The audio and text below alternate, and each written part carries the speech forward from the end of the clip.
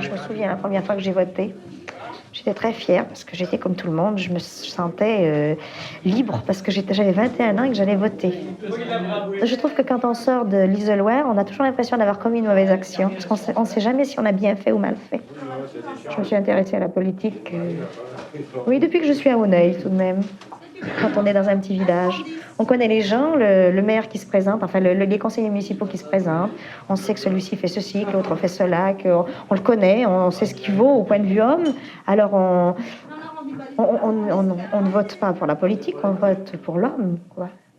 Et je suis donc à Auneuil depuis 12 ans, et depuis 12 ans, il y avait beaucoup de choses qui avaient besoin d'être changées, d'après moi du moins, ou des choses qui avaient besoin d'avancer ou de se faire qui ne se faisaient pas.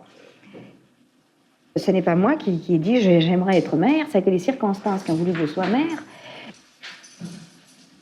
Je ne pense pas que ça s'appelle de l'ambition. Je pense que malgré tout, il y a quelques moments dans la situation de femme mère où on est un petit peu orgueilleux. Parce qu'on est quand même très content dans une assemblée de 300 maires du canton, du département par exemple, d'être la seule femme mère qui est là, capable de discuter quelque chose, de tenir tête à des hommes qui sont là.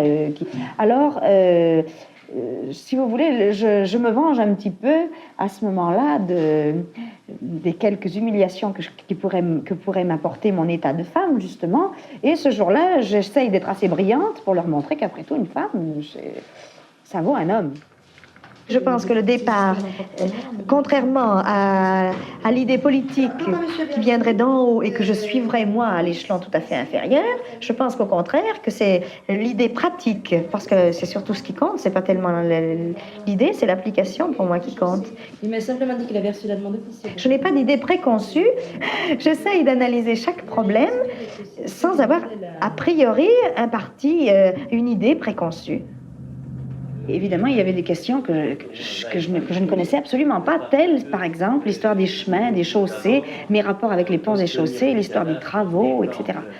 Alors, à chaque fois, alors que très souvent, lorsque je vais faire une visite officielle administrative, je prépare pas du tout mon histoire à l'avance, mais à chaque fois que j'ai eu besoin de m'occuper de quelque chose qui était très technique, alors je me suis documentée, n'est-ce pas? J'ai examiné ce plan.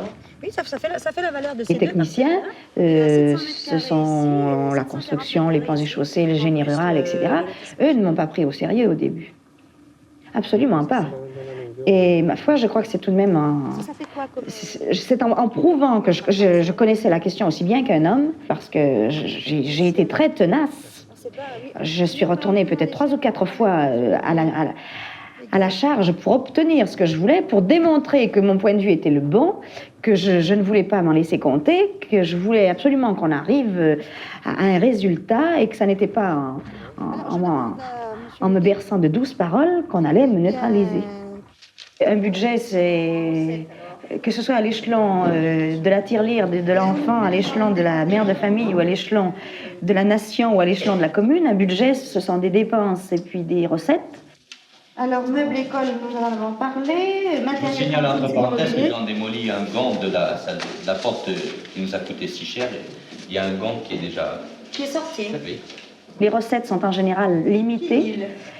Il faut donc faire les dépenses en proportion des recettes. Et ma foi, il faut choisir dans les dépenses à faire. Vous travaillez à peu près combien de temps par jour pour la mairie?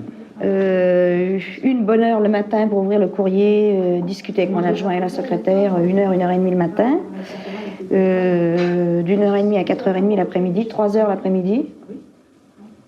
Ce qui fait 4h30 et puis 3h le soir.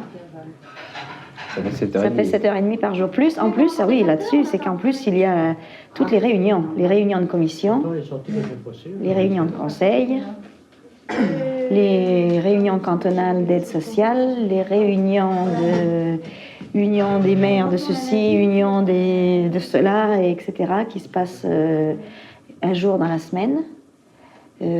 Par exemple, commission des impôts, la semaine prochaine, on commence à 9h du matin, on finit à 4h l'après-midi.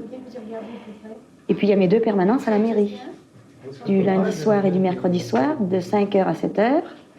Et puis, il y a les mariages, il y a les actes officiels, les dimanches avec les cérémonies du souvenir, les cérémonies du 8 mai, les cérémonies du 14 juillet, etc. La fête du village, où je suis obligée de me montrer tout de même un petit peu. Le 14 juillet, enfin, j'étais pas là cette année, j'étais en vacances. Mais,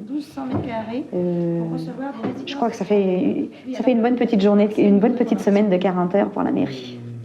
En plus de votre travail. En plus de mon travail, oui. Et de votre famille. Et de ma famille. C'est pas pour ça que j'ai vu. Ouais, ça me crée le problème d'être très accaparée, d'être beaucoup obligée de sortir, d'être à la disposition du public toute la journée dans mon commerce, d'être de moins en moins à mes enfants et à mon mari, puisque je suis de plus en plus au public. Ça, je pense que c'est pas spécial à la situation de mère, c'est spécial à la situation de toute femme qui travaille et qui veut se donner à son travail et qui veut aller jusqu'au bout de ce qu'elle a envie de faire. Alors ça me pose de gros problèmes au point de vue familial tout de même.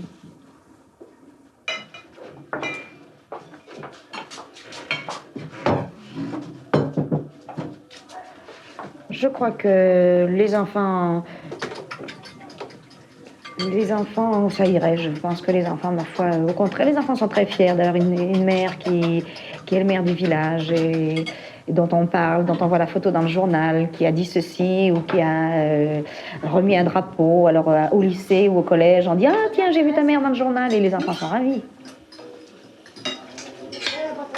Oui, je viens, Jacques. J'arrive. Une petite seconde. Alors ça leur compense bien Voilà, tiens, on a des bruits. l'autre mauvais côté de la question qui est d'être obligé de casser les œufs tout seul et de faire le dîner et de se débrouiller par ailleurs. Je pense que les enfants ne souffrent pas tellement de ce genre de choses. J'ai beaucoup souffert pendant 20 ans de ne pouvoir m'occuper de rien. Où je puisse donner mon avis, m'exprimer, participer, etc. Si, je crois quand même que c'est un besoin. Je pense que c'est un besoin chez moi d'avoir tout de même une certaine activité intellectuelle. Cette activité intellectuelle a été pendant 20 ans en sommeil du fait de mes obligations familiales, mais j'étais très contente bien sûr, j'étais très contente de pouvoir m'extérioriser, si vous voulez. Maintenant que vous avez énormément de travail, de temps pris, est-ce que vous êtes un peu plus heureuse? Ah oui, je suis un peu plus fatiguée, mais je suis beaucoup plus heureuse.